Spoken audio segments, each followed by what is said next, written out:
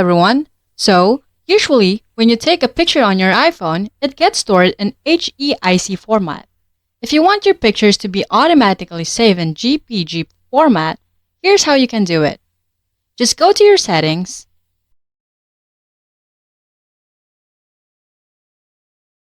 scroll down, and find Camera. Tap on Camera. And then, go to Formats. Now, tap on Most Compatible.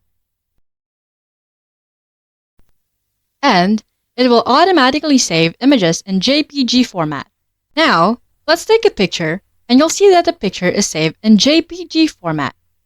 However, keep in mind that JPG files take up more space. For example, this picture stored in JPG format is 3.5 MB, while the same picture in HEIC format is only 1.7 MB, almost half the size.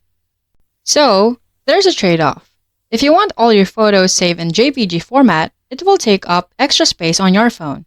Alternatively, you can use free apps to convert HEIC to JPG format. And that's all. If you found this guide helpful, please don't forget to like, subscribe, and hit the notification bell for more updates. Until next time, bye-bye!